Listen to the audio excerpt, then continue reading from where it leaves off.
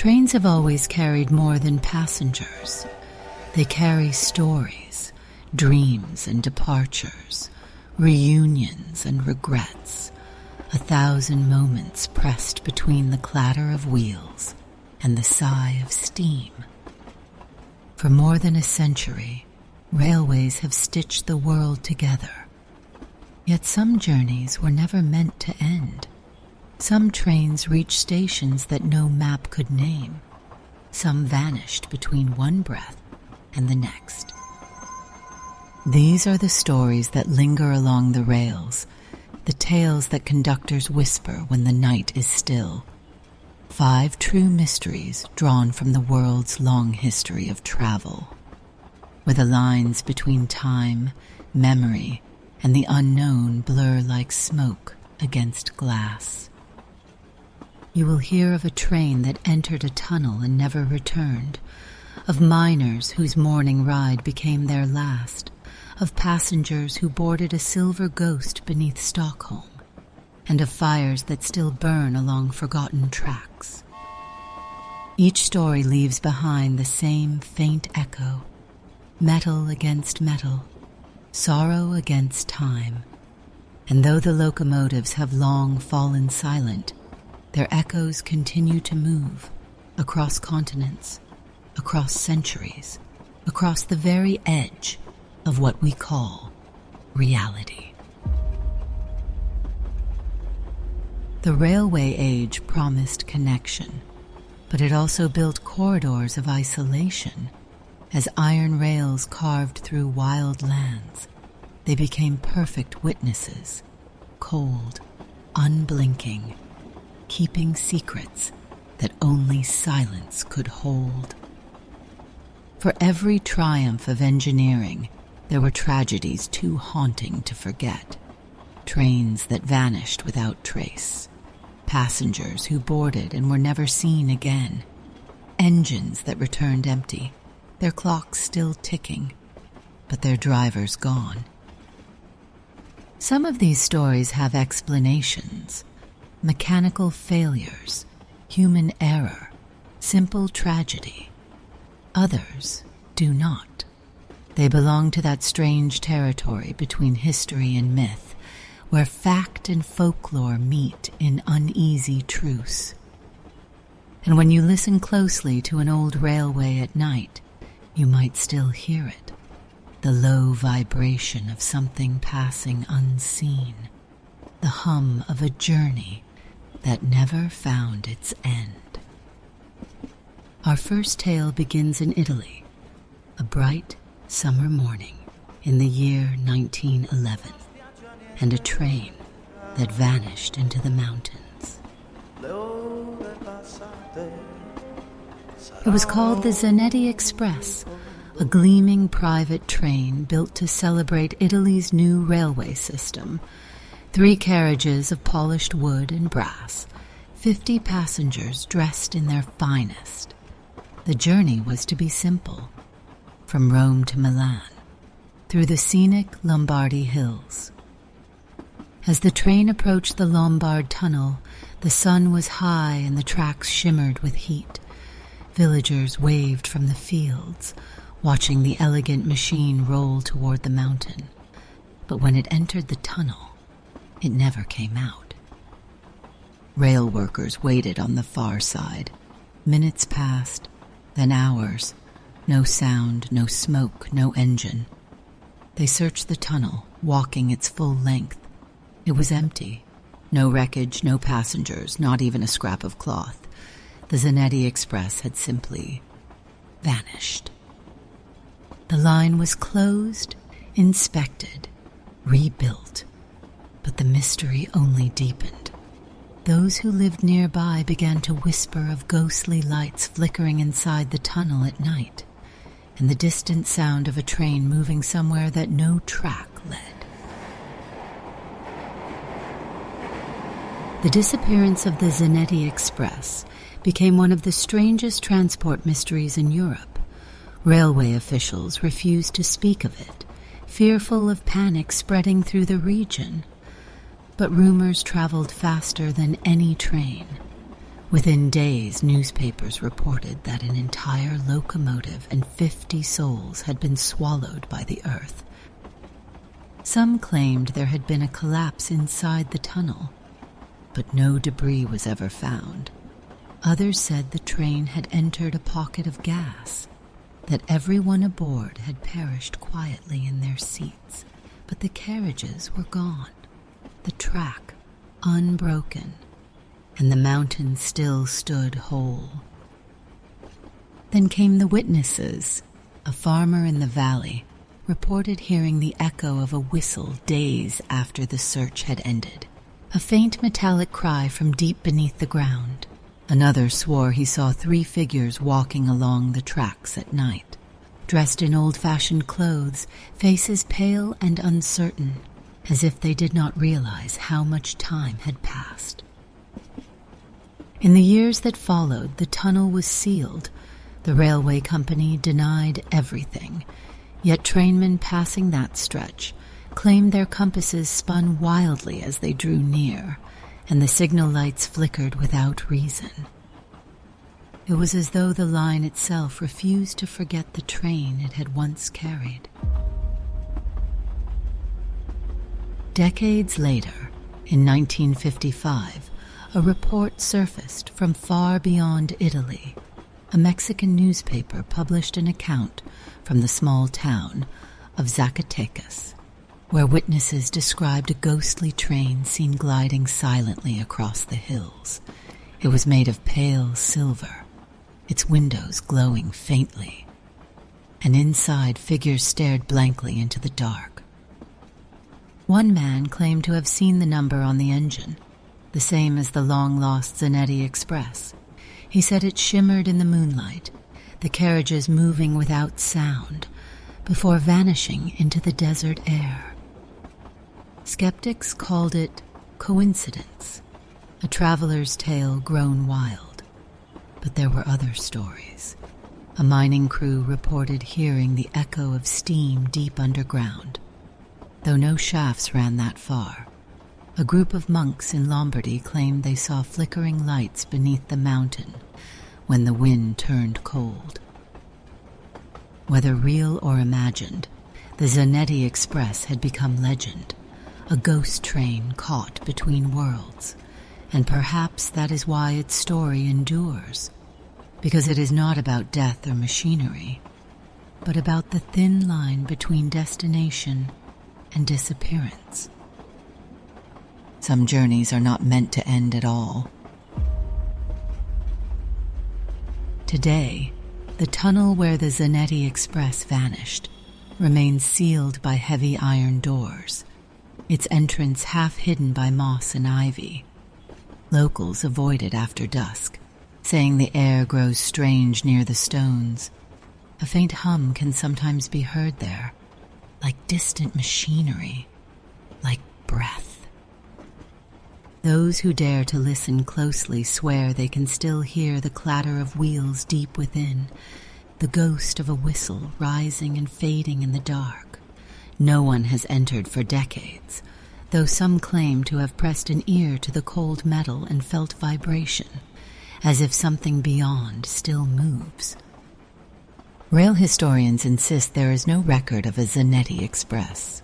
No official timetable, no passenger list, but photographs from that summer show a small crowd gathered near the mountain line, watching a new train set out for its maiden voyage. The engine bears no name, but the faces in the picture look eerily familiar, frozen mid-laughter, unaware.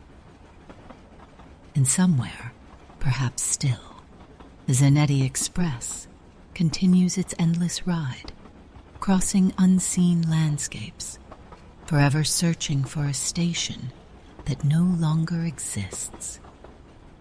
Its whistle is not warning, it is remembrance.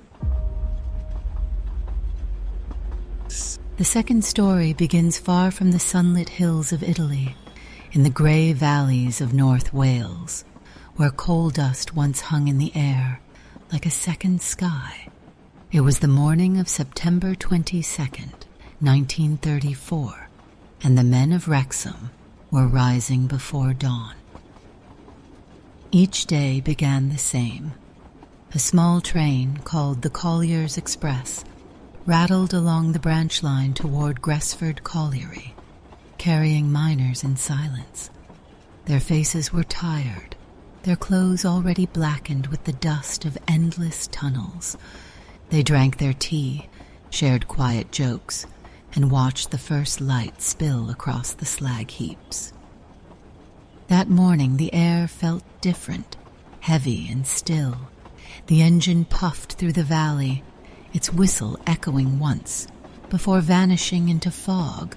At the pit head, the men climbed down the shaft and disappeared into the earth, 266 of them. Minutes later, the ground trembled.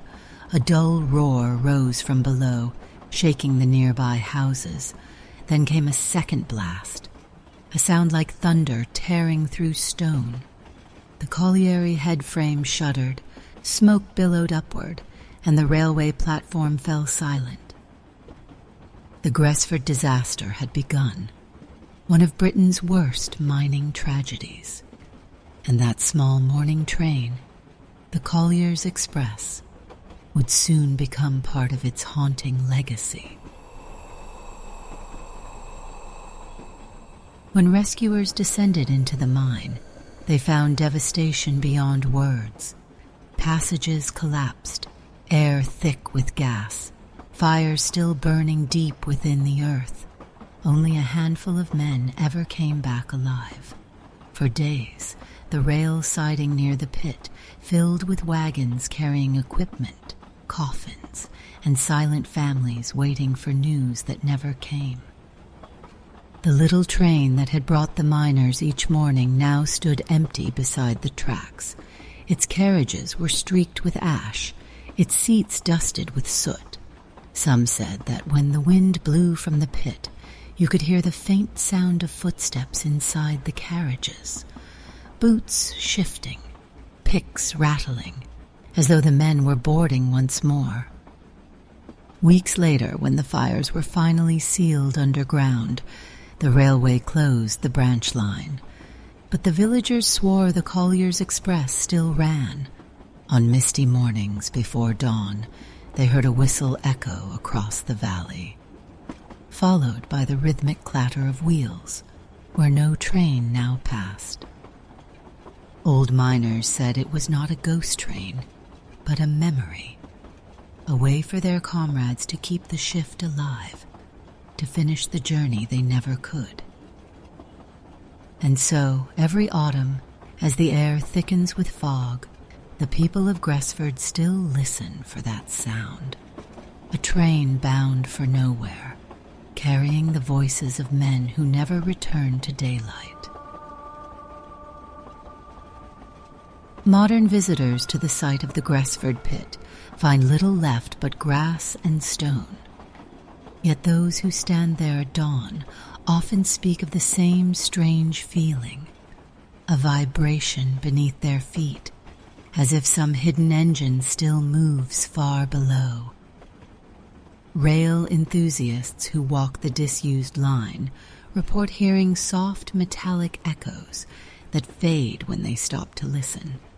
A few have captured faint rhythmic sounds on recording, 6 beats, a pause, then 6 again, the cadence of the old Colliers Express wheels. Local legend says that on certain misty mornings a light flickers along the track near the old station platform. It appears pale and golden, like a lantern swinging from an unseen hand. Dogs refuse to approach it. Cameras fail to capture it. Yet those who have seen it say it moves steadily forward, as if guiding men through smoke once more. Whether ghost or memory, the sound of that phantom train has become part of the valley's soul. It carries sorrow, yes, but also pride, a reminder of endurance, of men who worked and fell together, and whose footsteps still echo through the coal dust of Wales. And on quiet mornings, if you listen closely, you might still hear the soft call of the whistle, rising from beneath the hills.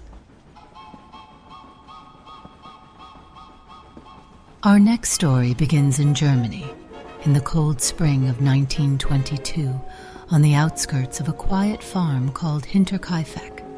It was a lonely place, a small patch of land half a mile from the railway line that ran through Bavaria, a place where the wind carried both the smell of soil and the faint hum of passing trains. On March 31st, a freight train rolled through just after sunset.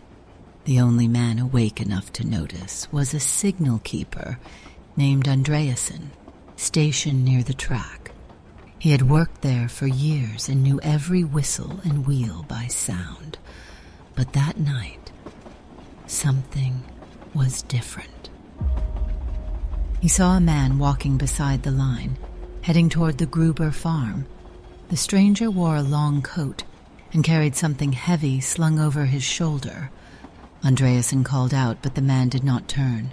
The train passed, its noise swallowing the moment, and when it was gone, the figure had vanished into the trees. By morning, smoke was seen rising from the farm's chimney. For 3 days it burned steadily, though no one from the Gruber family was seen in the village.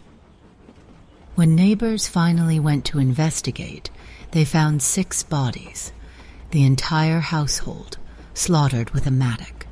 The animals had been fed, the fires tended, and the food left untouched. Only the echo of that last passing train remained to mark the time between life and death. The Hinterkaifeck murders became one of Europe's most enduring mysteries. Investigators scoured every field, every footprint, but found no sign of forced entry, no clear suspect. The last confirmed sighting of life on the farm was from the railway, from that lonely signalman who saw the stranger vanish into the trees. Andreasen told police that after the freight train had passed, he thought he heard faint music drifting across the fields, the sound of a harmonica. But when he looked again, there was nothing. Later, others came forward claiming they too had heard music on the wind that night, though no one in the Gruber family played an instrument. To this day, locals say that at certain hours, when the night trains pass the old farm road, they slow slightly, as though something unseen lingers by the track. Conductors have reported hearing voices near the signal post, one deep, one faint, as if calling instructions across a distance that no longer exists. The railmen believe the stranger never truly left. They call him the Walker of Hinterkaifeck, doomed to pace beside the line forever, searching for the place where his crime began. And when the trains whistle past in the dark, the sound sometimes bends, mournful, like a confession. The site of Hinterkaifeck is quiet now, the farm long demolished, the fields left bare, but every year the grass grows differently where the house once stood, darker, thicker, as though the earth remembers. Travelers who cross that stretch of rail late at night have spoken of seeing a dim lantern swinging near the tree line. It moves in a slow rhythm, back and forth, before vanishing into mist. Some say it is the signalman himself still keeping watch. Others believe it is the killer, forever walking the path between station and farm, unable to find his way home. On foggy nights, the passing trains seem to hesitate, their wheels clattering slower over the old milepost. The drivers never see anyone there, yet more than one has felt a weight beside them in the cab, the faint smell of iron and wood smoke, and a hand brushing theirs on the lever. And as the train moves on, that unseen companion fades into the sound of the wind, leaving behind a silence that feels like sorrow. Some journeys never find forgiveness, only repetition. Our next journey moves north to the frozen heart of Sweden, where the city of Stockholm hums above a labyrinth of tunnels. Beneath its streets runs one of the most efficient subway systems in Europe.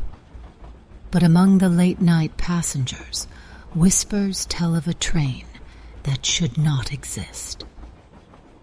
They call it the Silverpilen, which means the silver arrow. Unlike the others painted red or blue, this train was a dull, unmarked silver, an experimental model built in the 1960s, used rarely, and without the bright advertisements that decorated the rest. It looked unfinished, empty, almost sterile. Commuters who saw it late at night said it seemed to glide rather than move, its lights flickering faintly, its windows pale as frost. Some claimed it ran without driver or passengers. Others swore they saw faces pressed to the glass, blurred, colorless, staring. The strangest thing was that it stopped at stations that no longer appeared on maps. Ghost platforms used only during construction. And when it opened its doors, the air that drifted out was cold and dry, smelling faintly of metal and dust. Those who stepped inside were never seen again. The legend of the Silverpilen grew through the 1970s and 80s, spreading through Stockholm like a quiet sickness. Night workers, cleaners, and insomniacs claimed to have seen it gliding through closed stations long after service had ended. The most feared of these was Kimlinga Station, an unfinished stop on the Blue Line that was never open to the public. Locals called it the Station of the Dead. They said, if you saw the Silverpilen there, it meant you were between worlds, that you had fallen asleep on the train and would never wake again. One maintenance worker reported entering Kimlinga during a power test and hearing the distant hum of an approaching train. But when it passed, the carriages were transparent, the seats filled with shadowy figures sitting perfectly still. His flashlight flickered and died, and when he turned to run, the train was gone. Transit authorities denied everything. The Silverpilen, they insisted, was decommissioned years earlier, yet reports continued, always the same description, the same faint hum like a heartbeat through concrete. In time, the legend became part of Stockholm's identity, a symbol of the unseen world moving on beneath the living one. Some say the Silverpilen is not a ghost at all, but a mirror. It appears to those lost in grief or exhaustion, those who have drifted too far from their own lives. To board it is to surrender to stillness, to step beyond the schedule of the living. A woman once claimed she boarded it after missing her usual train home. The carriages were empty and silent, the walls faintly glowing. She sat for what felt like minutes, but when the doors opened again, the platform was covered in dust, and her watch had stopped. When she returned to the surface, a full day had passed. Others who have seen it describe time behaving strangely, clocks freezing, sounds muffled, light bending as if underwater. Yet no one can say where the train goes. Some believe it runs endlessly through abandoned tunnels, carrying those who no longer belong anywhere else. Even today, the subway operators refuse to speak its name, but if you ride the Blue Line near midnight and feel the train slow unexpectedly, do not look out the window. You might see your own reflection staring back from the other side. And behind you, the faint hum of the silver arrow passing once more. Our final story takes us across the Atlantic to the snow-covered landscape of New York State in the winter of 1867. The air was bitterly cold, the tracks slick with frost. That night, the Buffalo Express thundered westward toward the small town of Angola, its carriages crowded with families bound for Christmas gatherings. The train was long and heavy, pulled by 2 steam locomotives that glowed red in the dark. Inside, passengers dozed beneath their blankets as the wheels clattered over frozen rails. Outside, snow fell in fine, endless sheets. Just before 8 in the evening, as the train crossed a small wooden bridge near Angola Creek, one of the axles cracked. The rear carriage lurched violently, then broke free. Within seconds, it plunged from the bridge and crashed into the ravine below. The second car followed, smashing down upon it. The stoves used for warmth toppled, spilling burning coals into the wreckage. Within moments, the carriages were engulfed in fire. The frozen air filled with smoke and screams. Those who survived the fall were trapped inside, their voices echoing up the gorge as snow turned to steam. By dawn, the wreck was silent, and 49 passengers were dead. News of the Angola horror, as it came to be known, spread across America within days. Newspapers printed sketches of the smoldering wreckage, the twisted iron, and the pale faces of those who had died clutching one another. The townspeople built a small wooden chapel near the site to house the bodies before burial. But from that night onward, strange things began to happen along the line.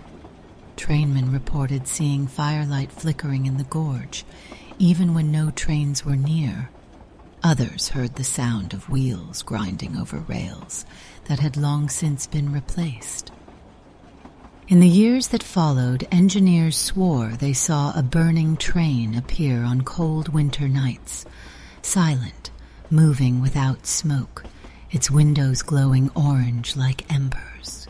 Some said they could hear faint screams within, others the mournful cry of a whistle fading into snow. Those who worked the night shift refused to walk the tracks alone. They said the air grew warmer as the ghost train passed, that the frost melted briefly, and the scent of smoke lingered after it was gone. Even today, when the wind blows through Angola's trees, it carries a faint metallic hum, like the memory of an engine still running. More than a century later, the tracks have been moved and the bridge replaced with stone. Yet locals still speak of strange lights in the gorge and the smell of coal drifting on windless nights.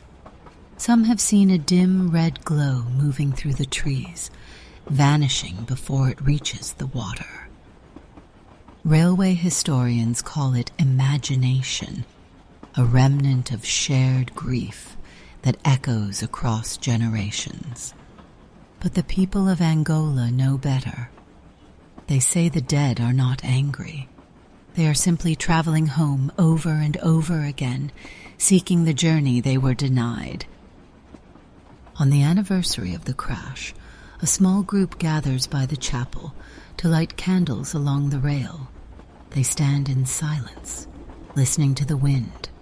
More than once, those candles have flickered all at once, as though brushed by a passing current of unseen air. And if you linger there at midnight, you might hear it too. The soft clatter of iron wheels far below, the hiss of steam, and a whistle that never truly stops. For every railway has its ghosts, and some trains, it seems, never reach the station they were meant to find. In the spring of 1865, America was silent. The Civil War had ended, and President Abraham Lincoln was dead. His funeral procession would travel by train from Washington, D.C. to Springfield, Illinois, retracing in reverse the same route that had once carried him to the White House. It took 13 days. Along the way, thousands lined the tracks in mourning. Farmers removed their hats as it passed. Church bells tolled. Even horses stood still, as if the land itself was grieving. But that was not the last time the funeral train was seen. Every April since, at the hour of his death, railwaymen from Pennsylvania to Illinois have spoken of a strange midnight sight, a black train moving soundlessly through the night, shrouded in mist, its wheels glowing faint blue beneath the moon. Its whistle never sounds. Its flag drapes hang perfectly still, and through the windows some claim they see a casket, surrounded by soldiers in Union blue, their faces pale as wax, their hands raised in silent salute. The first recorded account came from Albany, New York, in 1866. A station master reported that all clocks stopped as a ghostly locomotive passed through, the air turning cold and still. Telegraph wires along the line hummed, and the signal lamps dimmed. Others claimed that a spectral crew preceded it, uniformed men appearing moments before, marching along the rails as if clearing a path. The ground vibrated faintly, though no train was ever scheduled. Dogs howled, church bells rang by themselves, and witnesses stood frozen, unable to move until the phantom had passed.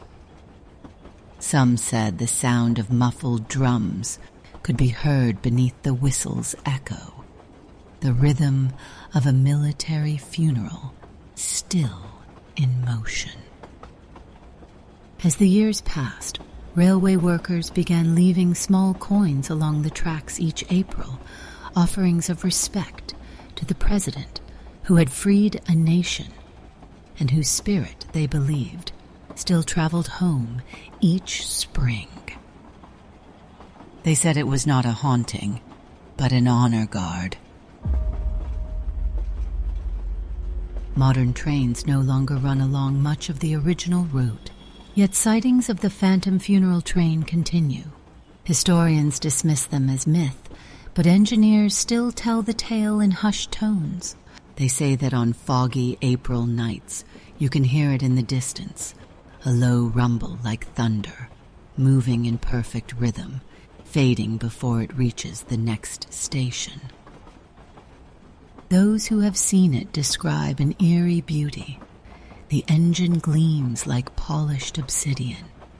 The windows glow soft white, and within the last carriage rests a coffin draped in black cloth, faint light spilling across the rails.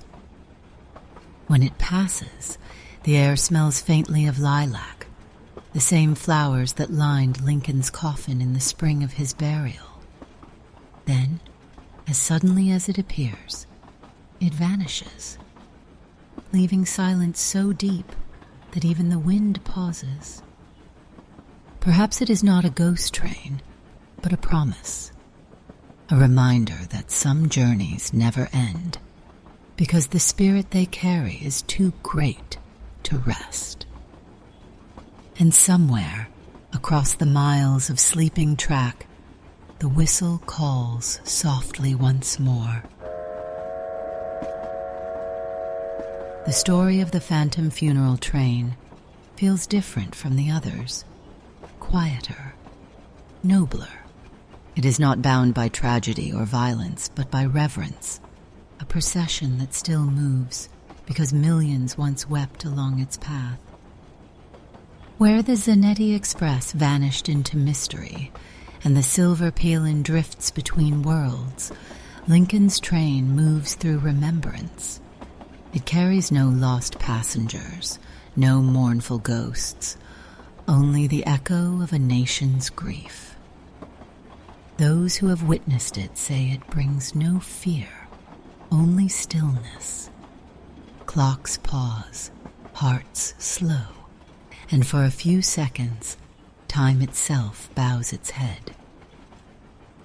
Perhaps this is what all hauntings truly are, not curses, but memories too full of love or sorrow to fade.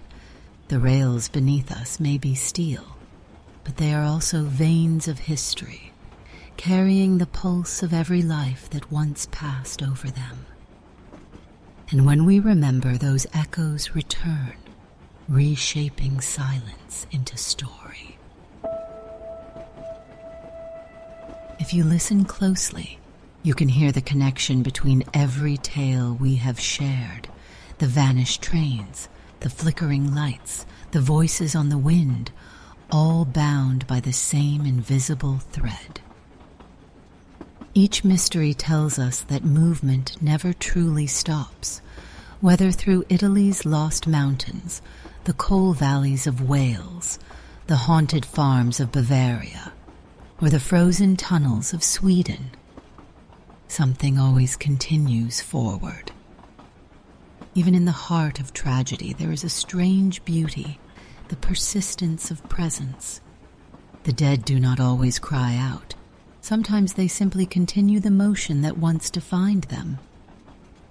And maybe that is why the world remains haunted, not because of evil, but because love, memory, and longing refuse to stand still. The trains pass, and with them, the stories that remind us we are never truly alone on the journey. So when night falls and a distant whistle drifts through the dark, pause for a moment. Let the sound reach you.